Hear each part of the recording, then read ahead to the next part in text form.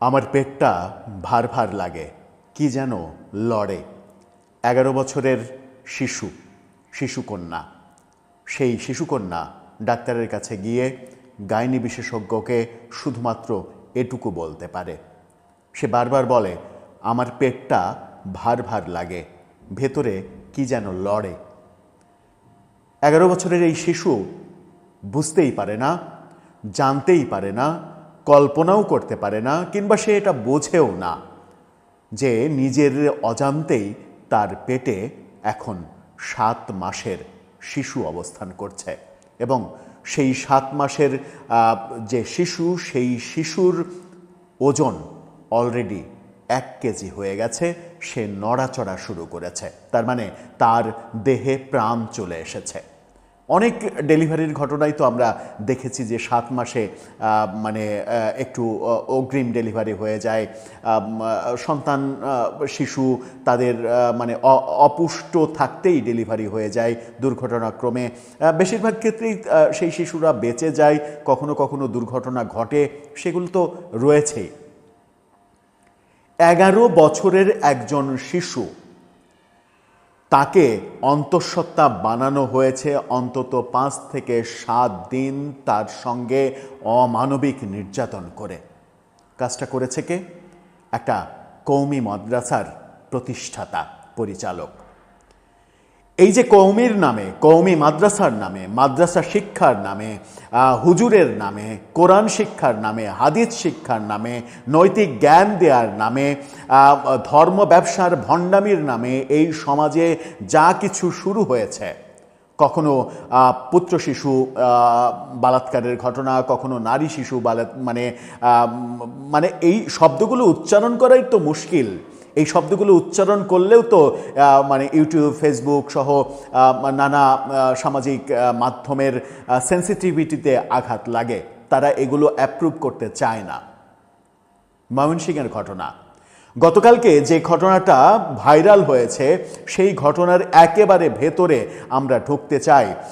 যে মহান ডাক্তার, মানে ইয়াং একজন ডাক্তার, ডাক্তার সাইমা, গাইনোকোলজির বিশেষজ্ঞ, তিনি সাহস করে এই ঘটনাটা সামাজিক যোগাযোগ মাধ্যমে জানান দিয়ে যে সাহসিকতার পরিচয় দিয়েছেন, সেই সাহসিকতার পরিচয়ের ফলে তাকে আজকে নানা ধরনের হুমকি পেতে হচ্ছে এবং তাকে মেরে ফেলার হুমকি পর্যন্ত দেয়া হচ্ছে।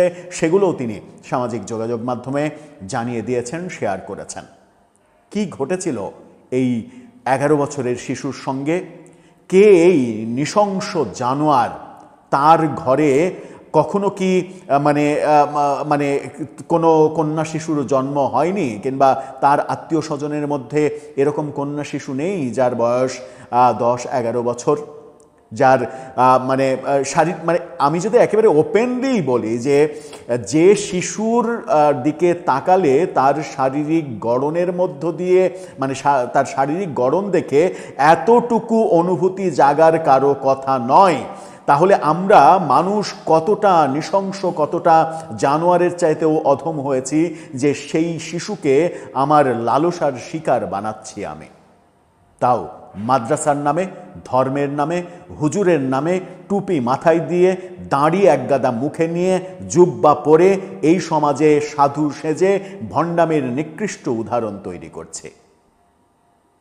কিন্তু এর বিপক্ষে কিংবা এর প্রতিবাদে ওই নানা সময় যাদের বিভিন্ন অনুভূতি টাং করে খাড়া হয়ে যায়, সেই তথাকথিত তৌহিদি জনতা যারা এই সমাজে জঙ্গিপনা প্রতিষ্ঠিত করেছে, তাদের অনুভূতিতে লাগছে না, তারা একটা মিছিল করছে না, কিংবা এই কওমি মাদ্রাসার সর্বোচ্চ সংগঠন যারা ইসলামকে হেফাজত করার মুখোশ ধরে নানা ধরনের কর্মকাণ্ড করছে, কিংবা ধর্মকে নিয়ে যারা বিভিন্ন সময় রাজনীতি করছে, মাদ্রাসা ভিত্তিক রাজনীতি করছে, বিভিন্ন অপকর্মে মাদ্রাসার নিজেদের স্বার্থ চরিতার্থ করার জন্য মাদ্রাসার কোমলমতি শিক্ষার্থীদের লেলিয়ে দিচ্ছে, তারা একটা প্রতিবাদ করছে না, একটা মিছিল করছে না, একে গ্রেপ্তার করার জন্য কোনো মানে কঠোর কর্মসূচি নিচ্ছে না, একটা শব্দ উচ্চারণ করছে না, কিংবা এই ধরনের ঘটনায় মব হচ্ছে না। মব হচ্ছে কোথায়? আস্তানায়, পীর ফকিরের দরবারে, সেগুলো নাকি তারা ধর্মবিরোধী কাজ করছে। অথচ মাদ্রাসায়, মসজিদে একের পর এক এই যে ঘটনা ঘটছে, এই ঘটনাগুলো কি বলে? গত কয়েকদিনে যে কয়টা ঘটনা আমরা দেখেছি যে এনসিপির নেতা, মানে এনসিপি নেতার বাবা বৃদ্ধ, সে শিশু ধর্ষণের মামলায় আটক হয়েছে। গত কয়েকদিনে বেশ কয়েকটা ঘটনা আমাদেরকে চোখে আঙুল দিয়ে দেখিয়েছে। এমন গত রাতেও কুমিল্লাতে একটা ঘটনা ঘটেছে। ময়মনসিংহে এই শিশুর ক্ষেত্রে কি ঘটেছিল, একেবারে ভেতরের ঘটনা। কি বলছেন ডাক্তার? এই শিশুটিকে আদৌ বাঁচানো সম্ভব হবে কি না? এই জানোয়ার যে মানে আমানুল্লাহ সাগর তার নাম, এই জানোয়ার যে কাজটা করেছে, এই জানোয়ারকে গ্রেপ্তার করা হয়েছে কি না? এর মাদ্রাসা বন্ধ করে দেয়া হয়েছে কি না? এর মাদ্রাসার দিকে একজন তৌহিদি জনতা খেপে গিয়ে মাদ্রাসার একটা মানে অংশে কোনো স্পর্শ করেছে কিনা, সেগুলো আমরা একটু দেখব এই ভিডিওতে আলোচনা করে। থাকবেন পলিটিক্স। বলছিলাম ময়মনসিংহের সেই বর্বর নৃশংসতার কথা। ডাক্তার সাইমা, যিনি সামাজিক যোগাযোগ মাধ্যমে পোস্ট দিয়ে প্রথম এই ব্যাপারটা জনসম্মুখে আনেন, তার পোস্টটা দেখে নিন। সেই পোস্টে তিনি অসাধারণ মানে সাহসিকতার পরিচয় দিয়েছেন। সেই পোস্টে তিনি লিখেছেন যে ডাক্তারদের জীবনে নিজেদের দুঃখের চেয়ে রোগীদের দুঃখ বেশি থাকে, তারপরও যদি হয় আমাদের মতো স্ত্রীরোগ এবং প্রসূতিবিদ্যার ডাক্তার, তাহলে তো দুঃখের সীমা নেই। আল্ট্রাসনোগ্রামের যে ভিডিওটা দেখা যাচ্ছে সেটি 11 বছরের বয়সের এক শিশুকন্যার। বাবাহারা এতিম মেয়েটা বৃদ্ধা নানির কাছে মানুষ, সংসারের খরচ জোগাতে মা চাকরি করেন একটি গার্মেন্টসে, সেটাও সিলেটে, ময়মনসিংহে না, সিলেটে চাকরি করেন। উত্তম শিক্ষার জন্য সন্তানকে ভর্তি করেছিলেন মহিলা মাদ্রাসায়। কে জানতো? কথাটা শুনে চিন্তা করতেও খুব খারাপ লাগছে। মাদ্রাসার বড় হুজুরের শয়তানির শিকার হতে হবে বাচ্চাটিকে, যিনি অলরেডি বিবাহিত এবং 5 মাসের একটা ছেলে সন্তানের বাবা। এই জানুয়ারের 5 মাসের একটা মানে 5 মাসের একটা সন্তানও রয়েছে। মেয়ের পরিবার মামলার প্রস্তুতি নিচ্ছে। আমি ভাবছি মেয়েটির কথা। জীবনে প্রথমবার মাসিক শুরু হওয়ার আগে প্রথম মানে অভুলেশনে তার এই অবস্থা হলো। এটার দায়ভার আসলে কার? সে নিজেই একজন শিশু, তার সমস্যা সে বলছে এভাবে, পেটটা ভারী ভারী লাগছে, কি যেন লড়ে। ওর হাতে আরেকটি শিশুর ভার কেন? আল্লাহ কোন জাহিলাত দেখাচ্ছেন আমাদেরকে?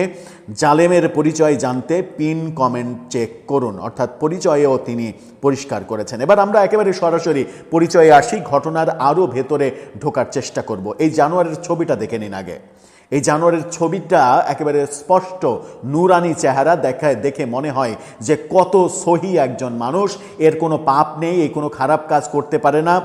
মাথায় সফেদ টুপি, পরনে সফেদ পাঞ্জাবি, কালো দাড়ি, এবং মানে তার যে বেশভূষা, সেই বেশভূষায় মনে হয় যে সে একটা দরবেশ। দেখে বয়স কত মনে হবে? এর বয়স কত হবে? এর বয়স খুব বেশি হলে 30-32 হবে, তার বেশি হবে না, কিংবা তারও কম হতে পারে। এই মানে বেশ, যে হুজুর বেশ ধরলে তো বয়স একটু বেশি মনে হয়। এটা নিয়ে গণমাধ্যমের একটা নিউজ দেখুন, সেই শব্দগুলো আমি উচ্চারণ করতে চাই না। সেখানে ওই শব্দ যেটা উচ্চারণ করা হয়েছে, অন্তঃসত্ত্বার অভিযোগ, এটা বলা হয়েছে। যে আল্ট্রাসোনোগ্রামের ছবি ডাক্তার সাইমা প্রকাশ করেছেন, সেই আল্ট্রাসোনোগ্রামের ছবি এবং ওই নরপিশাচের ছবি সহ এই ছবিটা দেখে নিন। আল্ট্রাসোনোগ্রামে স্পষ্ট বোঝা যাচ্ছে ভেতরে শিশুর অবস্থান, এবং ডাক্তার সাইমা জানিয়েছেন 998 গ্রাম ওজন হয়ে গেছে সেই শিশুর। তার মানে 1 কেজি ওজন হয়ে গেছে। তার মানে সেই শিশু অলমোস্ট মানে পরিপূর্ণ হয়ে গেছে। এই ঘটনা নিয়ে আমি একেবারে মূল ঘটনায় যাব। মূল ঘটনায় যাওয়ার আগে এনসিপির সাবেক নেত্রী নীলা ইসরাফিল এটা নিয়ে একটা পোস্ট দিয়েছেন। সেই পোস্টটা আমার মনে হয় যে আমাদের সবার মনের কথা তিনি লিখেছেন।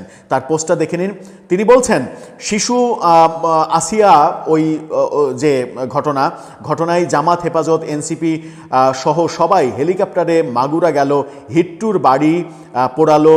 বাড়ি পোড়ানো হয়েছে। কিন্তু নেত্রকোনায় মদন উপজেলায় মাদ্রাসা শিক্ষকের এই কাজের 11 বছরের এক মাদ্রাসা ছাত্রী অন্তঃসত্ত্বা হয়ে পড়া শিশুর বিষয়ে সারা দিন, মানে গতকালকে সারা দিন রাতে এই পোস্ট দিয়েছেন, সারা দিন জামাত, শিবির, হেফাজত, এনসিপির কাউকে একটা টু শব্দ করতে দেখলাম না। কারণ কি, হুজুর যদি এই মানে এই ঘটনা ওই শব্দ বলে, মানে হুজুর এটা বলে কি ধর্ম ব্যবসায়ীরা চুপ করে আছে? খুবই যৌক্তিক প্রশ্ন। এখন পর্যন্ত আমরা এই দেশে যারা ধর্ম নিয়ে রাজনীতি করে, যারা ধর্মের হেফাজত করে বলে নানা ধরনের পাণ্ডিত্য জাহির করে এবং নানা ধরনের ফতোয়া দেয়, এমনকি বাংলাদেশ সরকারকে কন্ট্রোল করার চেষ্টা যারা করে, বিগত সরকার আওয়ামী লীগের সরকার প্রধানকে জননী বানিয়েছিল যারা, এই সরকারকেও প্রভাবিত করার নানাভাবে চেষ্টা যারা করছে, তাদের মুখ থেকে একটি কথাও উচ্চারিত হয়নি। এবার আসুন এই শিশুর ব্যাপারে ডাক্তার কি বলছেন, একেবারে ভেতরের কথা। ডাক্তার বলছেন, তাকে আমি জিজ্ঞাসা করেছি, মা তোমার কি হয়েছে? শিশুটি শুধু বলতে পেরেছে যে পেটটা ভার ভার লাগে, ভেতরে কি যেন লড়ে। কে করেছে মা? শিশুটি শুধুমাত্র উত্তর দিতে পেরেছে হুজুর। শুধুমাত্র বলেছে হুজুর, আর কিছু বলতে পারেনি। আর কিছু মানে বলার মতো তার ক্যাপাসিটি ছিল না। ডাক্তার তাকে জিজ্ঞাসা করেছে যে তুমি কি, তোমার মা কি শেখায়নি যে তোমাকে কেউ যদি ব্যাড টাচ করে তাহলে তাকে মারতে হবে, তাকে তার কাছ থেকে চলে আসতে হবে, তাকে আক্রমণ করতে হবে, এরকমটা শেখায়নি? সে তখন কোনোই উত্তর দিতে পারেনি, কারণ সে তখন চোখে চোখ রেখে কথা বলতে পারেনি। এবং সে জানিয়েছে যে অন্তত 5 থেকে 7 বার এই ঘটনা এই নরপিশাচ করিয়েছে। কিভাবে করিয়েছে? সেদিন যেদিন প্রথম এই কাজটা করে সেদিন মাদ্রাসার ছুটি হয়ে গেছে। সেই বড় হুজুর এই শিশুটিকে বলে যে তুমি মাদ্রাসার বারান্দা ঝাড়ু দিয়ে তারপরে যাও। বারান্দা ঝাড়ু দেওয়া শেষ, তখন বলে যে তুমি আমার ঘরটা ঝাড়ু দিয়ে যাও। তার ঘরটা ঝাড়ু দিতে যায়। তার ঘরটা ঝাড়ু দিতে যখন যায় তখন সে ঘরে ঢুকে দরজা বন্ধ করে প্রথমবারের মতো তাকে অপদস্থ করে, জোর করে শ্লীলতাহানি করে। এরপরে অন্তত 7 বার, তার শিশুটির মতে 5 থেকে 7 বার এই ঘটনা বিভিন্ন অজুহাতে জোর করে করেছে। এবং সে শিশুটিকে ভয় দেখিয়েছে, এই ঘটনা যদি কাউকে বলিস তুই তাহলে তোকে মেরে ফেলবো, তোর নানিকে মেরে ফেলবো, এবং তোর মা সিলেটে আছে সেখানে গিয়ে খুঁজে বের করে তোর মাকে মেরে ফেলবো। এই ভয় দেখিয়ে শিশুটিকে মানে করে রেখেছে, মুখ বন্ধ করে রেখেছে। এবং সর্বশেষ ফেব্রুয়ারিতে এই শিশুটিকে মাদ্রাসা থেকে বের করে দিয়েছে, বহিষ্কার করেছে এই বড় হুজুর। যখন দেখেছে যে অবস্থা বেগতিক, মার্চে এসে তার নানি দেখছে যে শিশুটির পেট অস্বাভাবিকভাবে বড় হয়ে যাচ্ছে। সে তখন ডাক্তারের কাছে গেছে, এবং ডাক্তারের কাছে যখন গেছে, এই ডাক্তার সাইমার কাছে যখন গেছে, তখন পেটের ভেতরের শিশুর বয়স অলরেডি 27 সপ্তাহ। 27 সপ্তাহ বয়সের শিশুকে পেটে নিয়ে তার অভিভাবকরা ডাক্তারের কাছে গেছে। তখন ডাক্তারের আসলে কিছুই করার ছিল না। এই যে ভেতরের বাচ্চাটার ওজন 1 কেজি, মেয়ের ওজন মাত্র 30 কেজি। মেয়ে অ্যামোনিয়া, রক্তশূন্যতা সহ বিভিন্ন ধরনের রোগে ভুগছে। তার যেমন ডেলিভারি করানো সম্ভব নয় এই বাচ্চা পূর্ণ করে, তেমনি অ্যাবর্শন করাটাও রিস্কি। দুই ব্যাপারে উভয় সংকটে এখন ডাক্তার। তিনি বলছেন, আমার ডাক্তারি বিদ্যা দিয়ে আমি ভেবে কুল কিনারা খুঁজে পাচ্ছি না যে এই মুহূর্তে আমার কি করা উচিত। কারণ এই ভেতরের বাচ্চাটার অবস্থা এতটাই পরিপূর্ণ, 1 কেজি হয়ে গেছে, যে তাকে অ্যাবর্শন করে মানে প্রস্রাব দ্বার দিয়ে যে বের করা সম্ভব নয়, কারণ সেই ক্যাপাসিটি এই শিশুটির হয়নি। বের করতে হলে তার পেট কেটে বের করতে হবে। আবার অ্যাবর্শনের জন্য পেট কেটে বের করা, সেটাও একটা বড় ব্যাপার। পরিবার সিদ্ধান্ত জানাতে পারছে না যে ডেলিভারি পর্যন্ত ওয়েট করবে নাকি অ্যাবর্শন করবে, তারা সিদ্ধান্তহীন। আবার এই প্রশ্নও উঠছে যে এটা যদি ডেলিভারি পর্যন্ত যায় তাহলে এই বাচ্চার দায়িত্ব নেবে কে? যে শিশুটা এখন পর্যন্ত ম্যাচিউরড হয়নি, তার শারীরিক কোনো পরিবর্তন তৈরি হয়নি। শারীরিক পরিবর্তন মানে বুঝতেই পারছেন যে মা হওয়ার পরে সে যে বুকের দুধ খাওয়াবে সেরকম অ্যাবিলিটি পর্যন্ত যার তৈরি হয়নি, সে মা হয়ে যাবে। এই শিশুর দায়িত্ব প্রথমে কে নেবে? তারপরে এই মা হয়ে যাওয়ার পরে তার শারীরিক নিরাপত্তা সেটা কে দেবে? মা হওয়ার সময় তার মৃত্যু হতে পারে, এমনকি অ্যাবর্শন করার সময়ও তার মৃত্যু হতে পারে। এই ব্যাপারটা নিয়ে ডাক্তার কনফিউজড। ডাক্তার শাইলা আরও ভয়ঙ্কর চিত্র তুলে ধরেছেন, সেগুলো দেখলে আপনার চোখ কপালে উঠে যাবে। ডাক্তার শাইলা আজকে যেটা পোস্ট করেছেন, সেই পোস্টে তিনি দিয়েছেন ভয়াবহ বর্ণনা। সেখানে তিনি বলেছেন যে তাকে হুমকি দেয়া হচ্ছে, অনুরোধ করা হচ্ছে, অনেক কিছুই করা হচ্ছে। তার পোস্টটা দেখে নিন। সেই পোস্টে তিনি বলছেন যে পোস্ট ডিলিট করার অনুরোধ কেউ করবেন না। নিজেদের বদনাম নিয়ে যদি এতটাই কনসার্ন থাকে আপনাদের, তাহলে এসব ঘটনার বিচার নিশ্চিত করুন। এবার পোস্ট ডিলিট করতে বলে যে তাকে বারবার মেসেজ দেওয়া হচ্ছে, সেই মেসেজটা দেখে নিন। সেই মেসেজে বলা হচ্ছে সেটা হচ্ছে যে, আমি যদি তার মেসেজে যাই, সেই মেসেজে বলা হচ্ছে যে আইডিটা তিনি হাইড করে দিয়েছেন, হাইড করে পোস্ট করেছেন। তিনি বলছেন এক পর্যায়ে যে কিন্তু সকল মহিলা মাদ্রাসার বদনাম হচ্ছে। ঘটনা ঘটেছে এক জায়গায়, সারা বাংলাদেশের মহিলা মাদ্রাসাগুলোর বদনাম হচ্ছে। পোস্টটি ডিলিট করার আহ্বান জানাচ্ছি। যে মহিলা মাদ্রাসাটি ঘটনা ঘটেছে তার তীব্র নিন্দা জানাই। মেসেজে তীব্র নিন্দা জানাচ্ছে, অথচ মানে অন্যান্য মহিলা মাদ্রাসা কিংবা অন্যান্য কওমি মাদ্রাসা থেকে এটার বিরুদ্ধে যে সোচ্চার প্রতিবাদ, আন্দোলন, এগুলো থামাতে হবে, এরকম একটা শব্দও উচ্চারণ করা হচ্ছে না। শাইলা তাকে জানিয়েছেন, আপনার এই তীব্র নিন্দা জানানোর ফলে কি বাচ্চা মেয়েটার শরীর আবার আগের মতো হয়ে যাবে? ওর জীবনটা আগের মতো হয়ে যাবে? ওর লাঞ্ছনা কমে যাবে? দোষীর উপযুক্ত বিচার হলে ওর রুহুটা অন্তত শান্তি পাবে। আপনারা সারা দেশের মহিলা মাদ্রাসার বড় আলেমরা প্রকাশ্যে অপরাধীর রজম নিশ্চিত করুন, না হয় তাকে ক্রস ফায়ারে দিন। অন্তত নিজেদের সম্মান রক্ষার জন্য হলেও কাজটা করুন। আমি নিজে একজন মেয়ে সন্তানের জননী, আমি বিচার না হওয়া পর্যন্ত পোস্টটা হোল্ড করব না। অর্থাৎ এর বিচার না হওয়া পর্যন্ত এই ডাক্তার বলে দিয়েছেন, আমি পোস্ট ডিলিট করব না। আরও ভয়ঙ্কর চিত্র তিনি বর্ণনা করেছেন। তার পোস্টে গিয়ে সরাসরি তাকে মেরে ফেলার হুমকি পর্যন্ত দেয়া হয়েছে। এই পোস্টটা দেখে নিন। এই আইডির নাম হচ্ছে শাকিল খান। শাকিল খান তাকে কমেন্ট করেছেন, মেয়ে মানুষকে যে গালি দেয় সেই শব্দ উচ্চারণ করে বলছেন, তোরে নাস্তিক, মুরতাদ, কাফের দিয়ে তাকেও ওই শিশুর সঙ্গে যা করা হয়েছে সেটা করার হুমকি দেওয়া হয়েছে, করিয়ে তারপরে তাকে মেরে ফেলা হবে, অপেক্ষা করতে বলা হচ্ছে। এই সমাজে আমরা বাস করছি যে এরকম একটা ঘৃণ্য জঘন্য ব্যাপারে ডাক্তার যখন প্রতিবাদ করছেন তখন তাকে মেরে ফেলার হুমকি দেওয়া হচ্ছে এবং তাকেও ওই শিশুটের মতো পরিণতি ভোগ করা হবে এবং করানো হবে, তারা করবে, এরকম হুমকি দিচ্ছে। এরা এই সমাজে বহাল তবিয়তে বেঁচে থাকে, বহাল তবিয়তে তারা সংসার করে, বহাল তবিয়তে তারা রাজনীতি করে, বহাল তবিয়তে কখনো কখনো দেশে পুরো রাজ করার চেষ্টা করে। এই ঘটনা যখন বলছি তখন গত রাতে কুমিল্লাতে আরেকটা ভয়াবহ ঘটনা ঘটেছে। তবে আসার কথা হচ্ছে সেখানে 4 জনকে গ্রেপ্তার করা হয়েছে। এই ঘটনাটা দেখে নিন। মানে ডেইলি স্টার এটা নিশ্চিত করছে। চান্দিনায় নারীকে সংঘবদ্ধ ওই ঘটনাস্থলে গ্রেপ্তার 4 জন। কুমিল্লার চান্দিনায় এই ঘটনা ঘটেছে এবং সংঘবদ্ধভাবে এই ঘটনা ঘটার পরে 4 জনকে গ্রেপ্তার করেছে পুলিশ।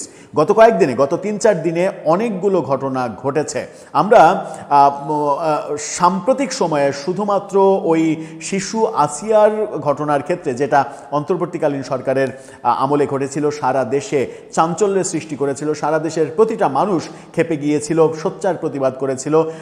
অন্তর্বর্তী সরকার বাধ্য হয়েছিল সেটা নিয়ে তড়িৎ পদক্ষেপ নিতে। তাছাড়া কোনো ঘটনার কোনো বিচারের কোনো আলামত আমরা দেখিনি। বিশেষ করে কওমি মাদ্রাসা ভিত্তিক যে অভিযোগগুলো বারবার প্রায় প্রতিদিন আসছে, কখনো ছেলে শিশু, কখনো মেয়ে শিশু, সেই ব্যাপারে কোনো বিচার, কোনো আসামি গ্রেপ্তার, কোনো ধরনের ব্যবস্থা, ওই মাদ্রাসা বন্ধ করে দেয়া, মাদ্রাসা শিক্ষা ব্যবস্থা নিয়ে নতুন করে ভাবা, সরকারের যেমন পদক্ষেপ দেখি না, তেমনি তথাকথিত তৌহিদি জঙ্গি গোষ্ঠীর কোনো মবও দেখি না, কোনো প্রতিবাদও দেখি না। এটাই কি আমাদেরকে ধর্ম শিক্ষা দেয়? ধর্ম তো এটা শিক্ষা দেয় না। ধর্ম তো আমাদেরকে ভালো শিক্ষা দেয়। কিন্তু ধর্মের নাম ব্যবহার করে এই কাজগুলো যারা করছে, তারা কোন ধর্ম পড়ে এগুলো শিখেছে? সেটাই বড় প্রশ্ন। দর্শক, আপনার মতামত জানিয়ে লিখতে পারেন।